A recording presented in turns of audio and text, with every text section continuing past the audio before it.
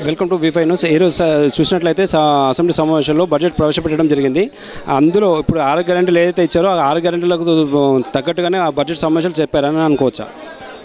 ఉన్నదానిలో వాళ్ళకున్న అనివార్యతల్లో బెటర్ బడ్జెట్గానే మేము భావిస్తూ ఉన్నాం.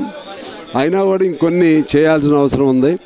ఇప్పుడున్నటువంటి ఆ ఫైనాన్షియల్ క్రైసిస్లో వాళ్ళకి ఇబ్బంది అయినా సరే మేము కమ్యూనిస్ట్ పార్టీగా మేము కొన్ని కోరికలు వాళ్ళ ముందు పెడుతున్నాం. విద్యా వైద్య రంగాలకు సంబంధించి కొంత పెంచాలి.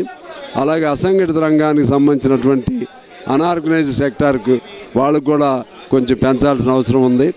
అలాగే పాత అప్పులకు సంబంధించి అవి ఎంత మేరకు న్యాయబద్ధం ఖర్చు అయింది ఏమిటనేది దానిపైన విచారణ చేయాలి.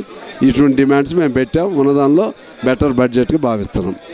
ఇప్పుడు రైతులకు కూడా చూసినట్లయితే 2 లక్షల రుణమాఫీ చేస్తామని చెప్పేసి ఇప్పుడు 1 లక్ష లోపు మాత్రం రుణమాఫీ చేయడం జరిగింది. ఆగస్టు 15 లోపల మొత్తం 2 లక్షల రుణమాఫీ కూడా చేస్తామని చెప్తున్నారు.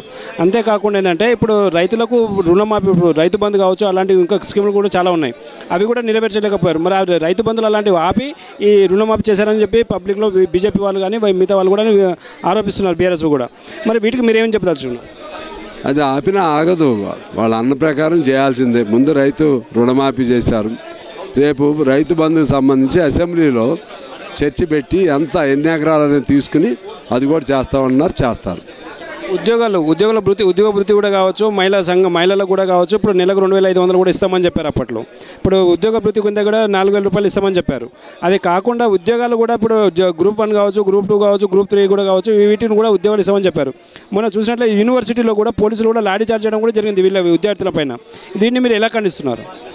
ఇప్పుడు వాళ్ళు ఇంకా సెటిల్ కావాలి అన్న ప్రకారం వాళ్ళు చేయాల్సిందే. ఉద్యోగస్తులు పిల్లలు ఏమన్నా ఆందోళన చేస్తే వాళ్ళని పిలవాలి, పిలిచి వాళ్ళతో మాట్లాడాలి. వాళ్ళతో మాట్లాడి లాఠీ చార్జీల వరకు పోకుండా వాళ్ళని పిలిచి చేసుకోవాల్సిన అవసరం ఉంది.